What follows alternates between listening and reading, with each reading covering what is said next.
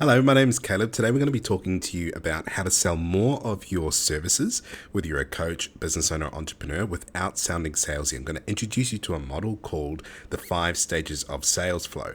This is really helpful if you've ever had the feeling of, am I being too salesy? Or you felt the pressure of coming across sleazy when you're presenting your services. It'll resolve all of that. So without further ado, let's get into the 5 stages. Stage number 1 is called frame setting. So there's going to be a whole video on what it means to set a frame, but in a real short form, most conversations that you go into, you see the person pick up the phone, they're like, hey, how are you? And it's kind of awkward. There's no real introduction to how this is supposed to go. So, excuse me. So frame setting, put really simply, is just setting the tone for the call. So what that means is you would say something along the lines of, hey, this is a call, it's about 45 minutes long. The purpose of this call is to figure out what's going on for you right now and where you want to go. By the end of the call, if we see that there is something that we can potentially help you with, then we will prescribe that solution. Is that okay with you? Now, if you set up a sales call in that way, what's going to happen is all of the pressure when it comes to, do I pitch, do I not pitch, they've already said yes. So it fires up Cialdini's law of consistency and commitment, which means if they've agreed to something earlier, they're more likely to agree to it later in the call. So that's stage 1. Stage 2 is all about connection and rapport. So most people think rapport comes before the frame, but rapport can be a consequence of a frame. So if you've said to someone that this call is 45 minutes, that you're asking for permission to share the insights, you've given them an understanding of what's going to happen in the call, they're more likely to feel at ease. So our job here is actually to find out, how do they like to be sold to? What's the kind of human that's in front of us right now? Which sounds totally weird, but what I mean by that, and there'll be actually a video link towards the end here called the 4 buying archetypes. So stage 2 is all about finding out about who am I selling to? How do they prefer to be sold to? We have some people that love lots of details. We have some people that love social proof. We have some people that want big picture only. We have some people that value trust, reliability, and connection. So knowing who we're talking to and how we're selling to them is very important in this segment of the sales conversation. And the best way to do that is to speak to your prospect in the language that they understand best. So what that means is you can have people that have a visual language. I see what you mean. You can have someone that has a feeling language, which is, let me see how that sits. I don't know how I feel about that. You can have someone who has an analytical language, which is, I need to think about it. Let me analyze that. Let's discuss this. So knowing this, you can adapt your presentation to the person in front of you based on their buying archetype, if you will. The third and fourth step is actually firing up something that we call cognitive dissonance. Now, cognitive dissonance is the difference between where somebody is right now and where they thought they would be by now. And this exists in many different forms, these large cognitive dissonance and small cognitive dissonance. And if we think about, let's say you're thirsty. The right now is you feel dry mouth, parched, and like you need a drink. And it's potentially making you feel like you've got a cloudy head or a little bit unwell. Your desired outcome is that you feel satiated, that you feel that your thirst is quenched, that you have clarity of mind because you no longer have that headache. So this reality of now versus your expectation, this is what creates a problem in our buyer's mind. And don't worry, we're going to do plenty of videos on explaining that deeper. But steps 3 and 4 is, what do they need now? What is going on right now? So this is kind of like a fact-checking part of the sales conversation where you want to dig into what's going on. Tell me about your business right now. Okay, so you're doing what, $3,000 to $4,000 a month? Okay, and are you happy with that? No, I'm feeling a little bit frustrated. It's gathering all of the details of right now. Now here's the important thing, not just logical details, emotional details. So we want to check in. Okay, so if your business is only doing X amount of dollars, how are you doing with that? The word you allows the person to interact with an emotion within them.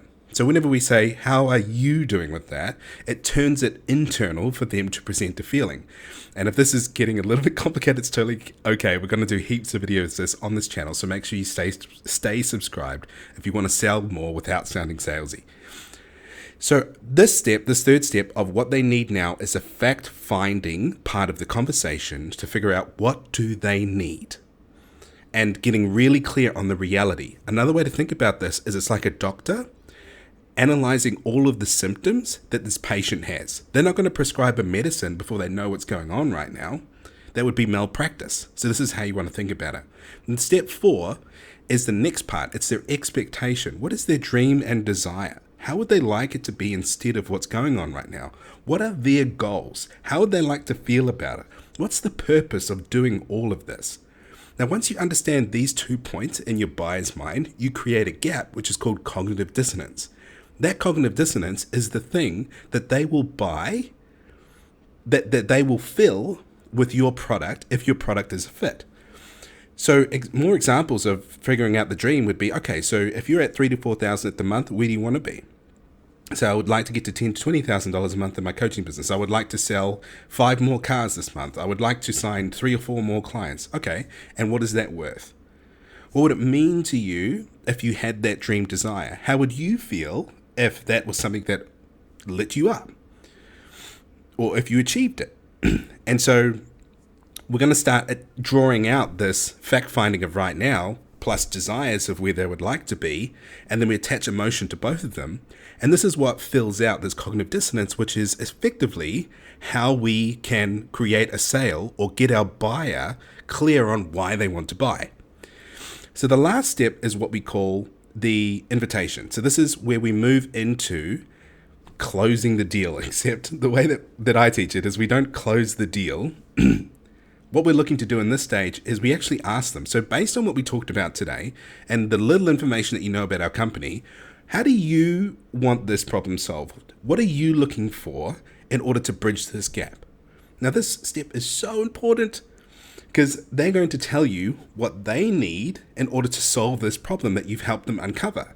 And your job is just to match what you do with what they say they want. It's really that easy. And if they say, I don't know, you can just say, based on your limited information about what we do, I'm a business coach, I'm a financial planner, I'm a real estate agent, I'm a blah, blah, blah, I'm a car salesman. So how do you perceive that you want this problem solved? What would be important to you in this decision? It doesn't really matter what they say, because what's happening here is they're now shifting the dynamic to you selling, to them selling themselves to you. And the next step we want to do from here is these 2 critical questions. The first one is, why now? And the second one is, why me?